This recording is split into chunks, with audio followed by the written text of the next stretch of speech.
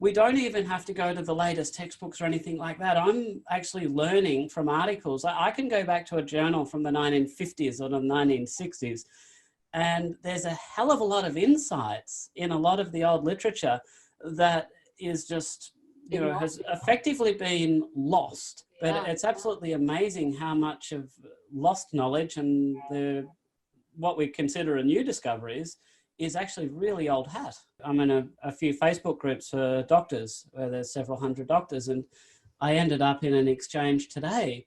And there were accusations about people talking about dietary management being guilty of fat shaming and so on and so forth. And the point that was made quite strongly was that by telling people that they should eat a certain way is actually going to be causing them emotional distress, and we shouldn't be doing that to our patients. And for me personally, we've got damn good evidence that eating a certain way will be healthier. I think it's actually akin to negligence, medical negligence, if we don't tell our patients this. And yet I ended up somehow in this online argument with some other doctors, and it wasn't just one isolated doctor who was saying, well, no, well, what if you tell them that they need to do this for the health? There was no argument that eating this way was good for diabetes. The argument was it would cause emotional stress if they couldn't follow it. The point I originally made was that we shouldn't be blaming the patient. We should be blaming the people who subject us to the dietary guideline. The amount of patients I've had who are eternally grateful for having had their lives turned around, because they've basically been subjecting themselves to, you know, self-induced eating disorders and exercise excess and so on and so forth to try and maintain body weight on an unhealthy diet as per the dietary guidelines. And the gratitude when they actually say, you know what, it doesn't have to be hard. I can do this effortlessly. I can control my carbohydrate, my sugar control gets better, my weight goes away, and I'm not continuously hungry. And the most rewarding thing is that when people will describe to me their relationship with food, they say, I now have a good relationship with food. I sit down to every meal and I savor every goddamn bite. I love it. And I know that it's healthy. Whereas previously, if you're sort of, you know, worried about your weight or what have you, or if you're in this different mindset, you don't look at food as a source of nourishment. You look at it as a source of calories that will make you fat. Go onto a healthy diet, and to be able to change that mindset, it's incredibly liberating. I see a lot of overuse injuries. So the classical case would be, so I don't just treat elite athletes, I also treat members of the general public. Mm-hmm. And the classical patient would be a middle-aged female who comes in with a stress fracture. Oh, so tell me about your activity. How often are you doing it? How far are you going? Okay. And we get out there, okay, I'm walking 15,000 steps a day, rah. Mm. And then the kicker, why? And sometimes they just look at me because they know well that I know why. But there's often this degree of awkwardness about admitting it. It's obviously for weight control. Why else does anybody exercise them into the ground while starving their body of nutrients so much that they develop stress fractures? If you're not an elite athlete training for a competition, why, you know, what need does, you know, the, you know, average middle-aged female have for exercise to this degree? Except if that her only understanding of weight gain and weight loss is a calories in, calories out hypothesis. We just have to burn all of this off. And usually that then opens up, and I say, well, you know, you've got a stress fracture, so you're going to have to curtail the activity. And that usually puts them into a state of despondency, because it's like, how on earth else am I going to be able to lose this weight? You know, you don't understand. If I don't walk for 6 hours a day, I'm going to keep putting on weight. This is the only possible way I've got of maintaining my current body weight. And then it's like, actually, no. Right. You can't outrun a bad diet. Doesn't matter what you do, it will always catch up to you eventually. There's another way we can do this. And you don't have to be hungry. You don't have to starve yourself to do it. And to boot, those stress fractures, which are probably contributed to by poor bone health, you know, which can lead to osteoporosis, so on and so forth. Right. We can actually reverse osteoporosis with nutrition. So, as an endocrinologist, you know full well about the drugs that we promote, with the bisphosphonate drugs, which actually, the way they work, so they actually impair bone turnover, which doesn't mean much to the general public, but to you, you know that if you have impaired bone turnover, you have bone that's vulnerable to fracture. We have these atypical fractures in the big thigh bone when people take these. In athletes who have been inappropriately given these for stress fractures, we end up basically, I've seen it end careers because they can never get over, because it stays in the bones. It stays there for at least 10 years. Years and years. Bone. It's, it's just an awful drug. And then we have other drugs which have side effects. And this is our standard treatment for osteoporosis, and we can reverse it. Well, so let me tell you about this study. So it was from 2002. It was by a couple of researchers, Dawson and Hughes. So they looked at a population over the age of 65, which to you says, well, let's go, and half of them were females. And you're saying postmenopausal females, you've got no hope. We can't fix your bones. So they gave them calcium citrate and vitamin D as a supplement, blinded, randomized. Right. And they monitored their bone density with DEXA scanning. So pretty much gold standard. And then they got intelligent. They did it quick. They said, we're going to stratify the study population by protein intake. So they put the study population into tertiles based on how much protein they were eating, lowest, middle, and highest. And they found that as assessed by DEXA scanning, over the course of 3 years, those participants having the highest protein intake with the vitamin D and calcium reversed their osteoporosis. Let's have a look at what bone is. So they're all necessary, because everybody thinks, okay, bone's made of calcium. You know what? Bone's actually more made of protein. Protein is the scaffolding upon which the calcium and other minerals can be inserted. And vitamin D just helps your body absorb calcium. So we sort of, we use vitamin D and calcium interchangeably insofar as this goes. So let's think, what happens if you have low calcium levels in your blood? Your body's going to go, well, I'm going to break down the bone. I have to just break down the protein to get to the calcium, to put a little bit of calcium in the circulation, because we know that without enough calcium in the circulation, you can get problems. And then if you put a lot of calcium into the system, you reduce the body's need to break down bone. And that's what we've found over many, many years. If you give people calcium, you can slow down or, put a pause on the degradation of bone. But you can't make new bone because you're missing the protein. Vitamin K2 is a fascinating supplement because it hasn't been well known for a while. The Japanese were probably as a country, the first country to start taking it seriously. It's also found naturally in cheese, and it's also found naturally in pastured produce. If you're having a bit of dairy and these kind of things in your diet, you're getting vitamin K2. Right. And the problem is vitamin K2 has a role in helping, I guess, to tell calcium where to go. Does it end up in blood vessels or does it end up in your bone? And as you know, there's some very good evidence that isolated calcium supplementation increases the risk of heart disease in females. I don't advocate for calcium supplementation. I think it's something that you probably should get from the diet. And you get it from a lot of food sources. People think you only can really get it from dairy, and there's a lot of dairy intolerant people. And I'll often use the example of, do you eat eggs? Sure. It's like, does a chicken have a skeleton? Well, the building blocks of that skeleton must be in the egg, right? So, I mean, from natural animal foods, we can get calcium. So, and you don't need to go having, heaps of dairy. The natural food that has a lot of it is the small fish with bones like sardines. They're very rich in calcium as well. But if you're going to have calcium, you need to be making sure that you get enough vitamin K2. And if we're talking about bone health as well, then magnesium is certainly beneficial. But the key point to this story is you cannot neglect the protein.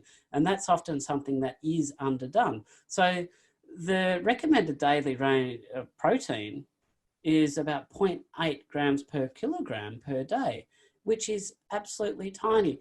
We've got studies where people actually have literally 5 times that amount without any detriment, as we can see on their biochemistry, their blood testing. Right. Routinely, we know that athletes, if we, we've got studies where we give people already very high levels of protein, 1.8 grams per kilogram per day, and then we increase that to over 3. And when we're having a look at their markers of muscle formation, we can see that that difference going up to 3 gave extra benefit. The upper limit that we have on protein intake is absolutely ridiculous. And this whole business about it being bad for the kidneys, well, it doesn't actually bear scientific scrutiny. It's never really been shown.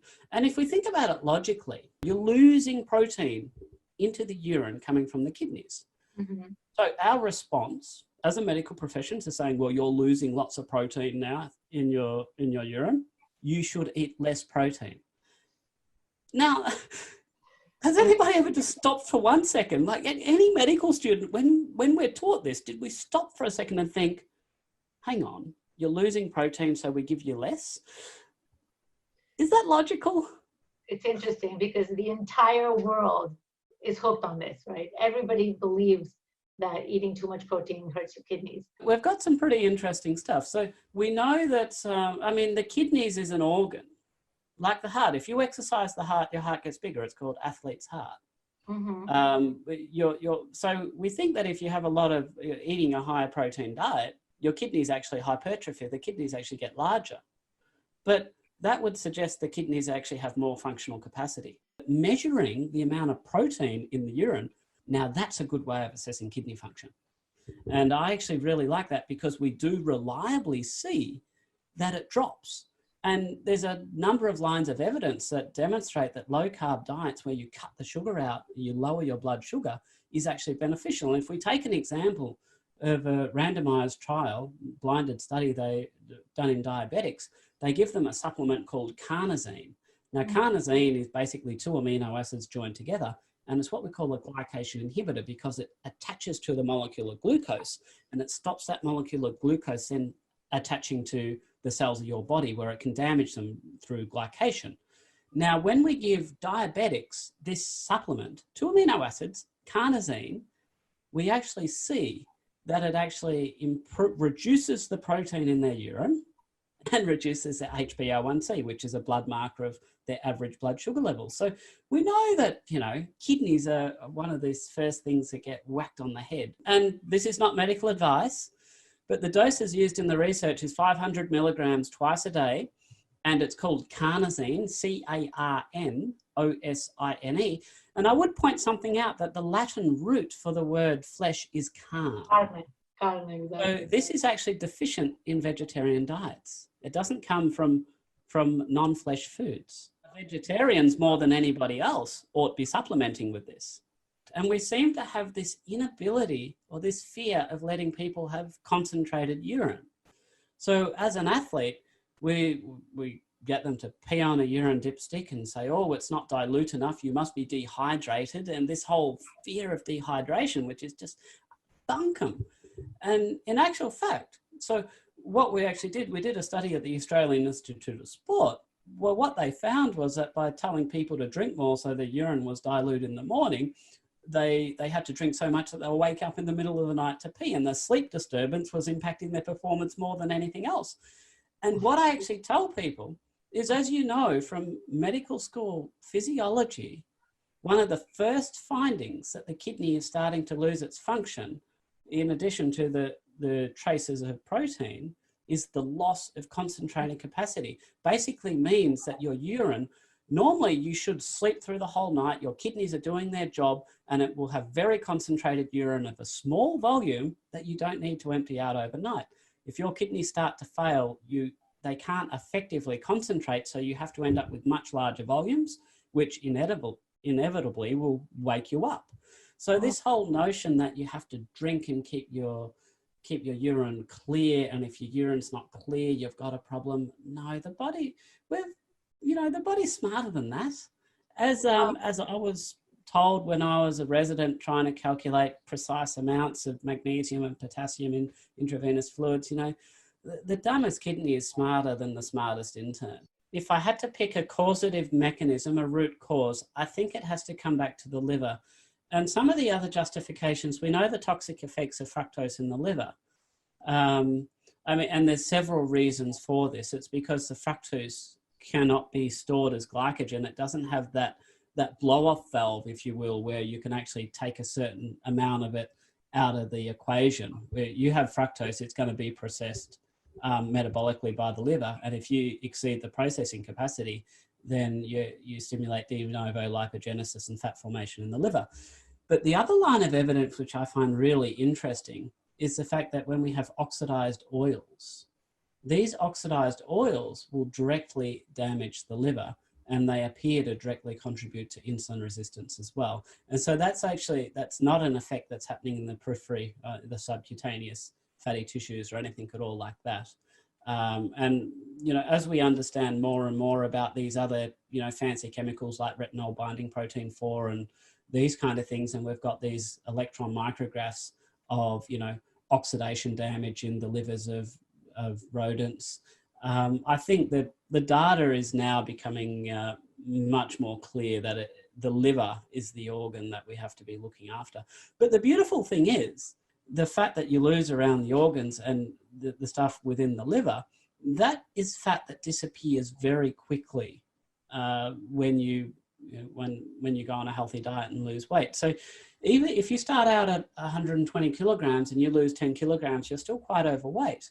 But I can promise you there's a very good chance that if you're not metabolically healthy, you will be on your way to being metabolically healthy if we were to measure things like insulin resistance and glucose levels. It only takes a rather modest amount of weight loss for people to start getting these metabolic gains. And I don't know if you concur, but my feeling is it's all about the liver. We know that exercise is really terrible for losing weight. But when we do these DEXA scans on people, body composition scans, what we do see is a redistribution of fat. So we actually know that exercise, absolutely. Now, while I make the term, you can't outrun a bad diet for weight loss, it's absolutely rubbish. But for metabolic health, exercise is remarkable. And let's be fair, if it wasn't for exercise, all of our athletes, who by definition are exercising, they'd be diabetic much earlier. So we have guys like Tim Noakes, who was on an incredibly high carb diet, is the inventor of these energy gels. He knew more about carb loading than anybody. Yeah. And he probably did it better than anybody as well. He would have probably turned up as a type 2 diabetic decades earlier, were it not for his marathon runnings. Another interesting line of evidence is melatonin, which is a potent antioxidant. So most people don't realize that that's in the pineal circulation in the brain associated with circadian rhythms. Potent antioxidant. So they've got blinded studies where supplementing people with 5 milligrams or 10 milligrams twice a day reversed fatty liver disease. Yeah, I heard about this. That's fascinating. Do you use it? I do. Absolutely. So, I mean, I think that, look, the best thing is to reduce oxidative stress. And a couple of drivers of oxidative stress are fluctuating blood sugar levels, cut out the carbs, and any liquid fats, so oils. They basically oxidize. So if you can cut both of those out, then fine, you probably don't need it. But some people, for whatever reason, they have lifestyle reasons, say with families, they've got cultural reasons, they're still going to keep eating crap foods. In those kind of patients, I'll say, well, let's do a bit of risk mitigation here. And, melatonin twice daily is certainly, up there with carnosine for one of the good supplements. Wait, melatonin twice daily? Did you just say? Yeah, correct. So, and people are worried, won't it zonk me out in the morning? It doesn't seem to have that effect. Yeah, so I mean, it's obviously known as a sleep promoter. But I based my dosing off the science because that was what the studies that have shown improvements have used. So I think that's my justification. And very rarely will I have anybody tell me that it affects them. And interestingly, the people who tell me it affects them tend to be those guys who I suspect have sleep apnea. So I think that's just daytime somnolence from another cause. Right. Which actually brings me on to another quasi-interesting topic related to visceral fat. So the cause of sleep apnea, I mean, we used to just think it was the bull neck and all the fat around the airways here. It's actually the tongue. The tongue gets fat. The tongue gets fat, yeah. I was chatting to a butcher a while back, and he was describing to me Wagyu beef, and you're saying if you have a look at a really expensive Wagyu tongue, you're saying the marbling, you can see it right through the tongue, and compare it to a normal beef tongue and there's absolutely nothing going on there at all. And we've got some MRI studies now where we've actually looked at the size and the fat distribution in people's tongues before and after weight loss. And you can actually see that the space in the airway just clears. So what's actually happening in people with sleep apnea is that when they're falling asleep, the muscles, the tone around the airways that helps keep the airways open, that relaxes a little bit. And if you've basically got this massive globular tongue in there, then there's no room, a little bit of relaxation and your airways occluding. And the big problem is, as you know, people aren't always conscious of the waking. So the airway occludes, they have a deoxygenation in their blood. So they get this arousal of their brain that just triggers them, sympathetic activation, just enough to say, oh, you better, tighten up the airway a little bit. We need to get some air through. So it's a partial awakening, but a lot of people aren't actually conscious that they're waking. They might be waking, tens of times every hour. Like they're just never getting into a deep sleep. They just feel absolutely awful. And this sleep deprivation also has impacts, and you'll know full well about the impacts that sleep deprivation has on leptin and ghrelin, two hormones essential for energy homeostasis. So you can sort of see that you get this cycle, you get overweight, and that leads to other effects that has this feed-forward effect that dysregulate these hormones and causes you to gain more weight. And it's very difficult to break this cycle. And I was absolutely fascinated when this study came out and we could actually see the tongue literally shrinking in size. And funnily enough, the conclusion of this paper was that perhaps we should be thinking about therapies that shrink the tongue. Maybe we could do cryotherapy and burn the fat and these kind of things. I was like, oh. So you demonstrated that you could shrink the tongue with weight loss. And then you demonstrated that that shrinking of the tongue led to massive improvements in sleep apnea. So the conclusion is that let's treat sleep apnea by, maybe surgery or something to shrink the tongue. When we talk about sleep hygiene, we talk about simple things. So the first and obvious one is I say to people, what time do you go to bed? And if they can't tell me a time, it means they don't have a regular bedtime. Mm-hmm. Or it means they're embarrassed because they know it's too late. So here's the thing. If I fly from here to Hong Kong, it's like 3-4 hours difference. I know that that will be enough to upset my body clock, right? 3 hours is enough to upset my body clock. And some people will go to bed at 9 o'clock one night and midnight another night. And they'll regularly have these fluctuations on a week-to-week basis. We know that if you go traveling somewhere, it takes about 3 weeks for your body clock to reset itself fully if you go on a transatlantic flight, for instance. So if you're constantly every night or 2 nights changing your bedtime, your body is in a constant state of discombobulation. You need the same bedtime. And then you need to give yourself enough time in bed. This business about, I can get away on 7 hours sleep. Yeah, you can probably get away on it, but you're not going to be functioning optimally. So, and I could point you to a lot of studies, but I won't bore you with the details. I'll just say it's got to be 8 hours. Let's just accept you've got to have 8 hours. And let's also accept that if you spend 8 hours in bed, you're not sleeping for 8 hours. So you need to allow a bit of fat on the bone. So maybe spend 8.5 hours in bed. That would be a good point. Now, let's also understand that the part of the body clock, the circadian rhythm that is most rigid, is the time you wake up. You often just wake up at the same time any day. That's hard to control. So, on a weekend, you're tired as, you've cancelled the alarm, and you still wake up at 6:30 or 7 o'clock, and you want to sleep, but you can't. So if you need to sleep longer, you have to go to bed earlier. You can't rely on sleeping in longer. So that's a very simple rule. Just pick when you are going to wake up, go back 8.5 hours. That's your new bedtime. And that is a strict bedtime every night with no little variation. Then we have some, things like temperature. People don't realize that the optimal sleeping temperature is about 19 degrees C. That's actually really cold. That's really cold. So, you get a nice doona, that's a perfect temperature to sleep in. They've got studies that show this repeatedly. And then if you share the bed with a partner, don't use the same doona. Have 2 separate doonas. But this is something I was first introduced in Scandinavia, and it makes a hell of a lot of sense because it puts an end to these doona wars. And at night time, I mean, you're all about the hormones, so you all know all about these bright lights suppressing melatonin secretion.